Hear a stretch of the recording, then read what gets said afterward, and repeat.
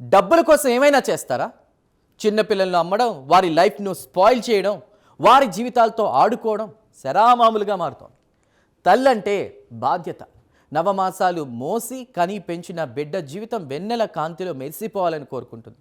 కానీ చీకట్లో తిరిగే మినుగురు పురుగు వెలుతురును కూడా ఆ బిడ్డకు కనిపించకుండా చేస్తుందా తల్లంటే? ఓ తల్లి చేసి చూపించింది. ఇంతకీ ఎక్కడ జరిగింది ఇది?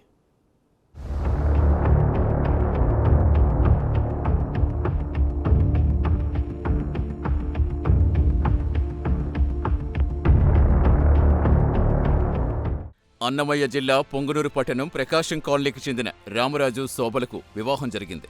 వీరికి ముగ్గురు కూతుళ్లు. గత 6 నెలలుగా టిడ్కో అపార్ట్మెంట్లో తమకు ఇల్లు కేటాయించడంతో అందులోనే జీవనం ఉంటున్నారు. రామరాజు తాపీ మేస్త్రి.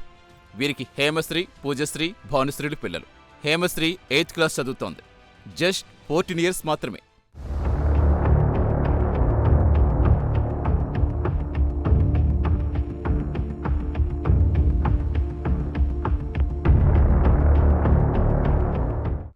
కొన్ని రోజులుగా రామరాజు, శోభల మధ్య గొడవలొచ్చాయి. భార్య వేధింపుడు తరలేక కొన్నాళ్ల క్రితం రామరాజు ప్రకాశం కాలనీలో ఉన్న తన నివాసానికి వచ్చేశాడు. ముగ్గురు కూతుర్లు భారమనుకుందో ఏమో, డబ్బుల కోసం ఆశపడిందో తెలియదు కానీ అదే అపార్ట్మెంట్లో ఉంటున్న రెడ్డప్ప అనే పెళ్లిళ్ల బ్రోకర్ని అప్రోచ్ చేయింది. ఇతని ద్వారా తన కూతురుకు పెళ్లి చేయాలనుకుంది.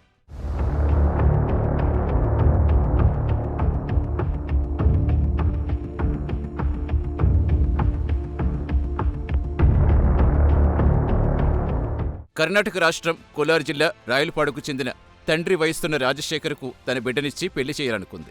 అనుకున్నదే అదునుగా గత 10 రోజుల క్రితమే పెళ్లి కూడా జరిపించేస్తుంది. ఇందుకు 2 లక్షలు కట్నం తీసుకున్నారట. ఈ తతంగం గుట్టుచప్పుడు కాకుండా జరిగిపోయింది. బిడ్డ పెళ్లి రామరాజుకు కూడా తెలీదు. కట్ చేస్తే భర్త తనను వేధిస్తున్నారని శోభే రామరాజుపై కేసు పెట్టింది. విచారణ కోసం రామరాజును పిలిపించారు పోలీసులు.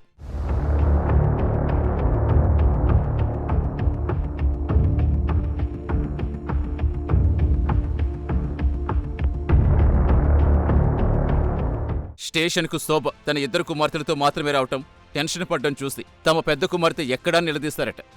దీంతో 14 ఏళ్ల హేమశ్రీ పెళ్లి ఉదంతం బయటకొచ్చింది. గుట్టు చప్పుడు కాకుండా హేమశ్రీని తండ్రి వయసున్న వ్యక్తికిచ్చి పెళ్లి చేసి కర్ణాటక పంపడంతో హేమ చాలా ఇబ్బందులు పడింది. 10 రోజుల్లోనే పెళ్లి జీవితం భయం వేసి బాబాయ్ లోకేష్కు ఫోన్ చేసి చెప్పింది. రంగంలోకి దిగిన పోలీసులు హేమశ్రీ అడ్రస్ తెలుసుకుని రప్పించారు. హేమతో పాటు మరో 2 పిల్లల్ని కూడా తండ్రి వద్దకే పంపారు పోలీసులు.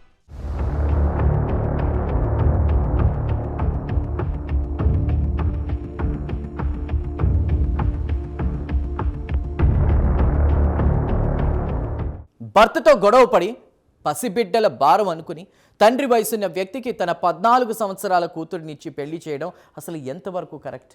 పూర్తి మైనర్, మేజర్ వయసుకు దగ్గరలో కూడా లేని బిడ్డకు పెళ్లి చేసింది ఈ కసాయి తల్లి.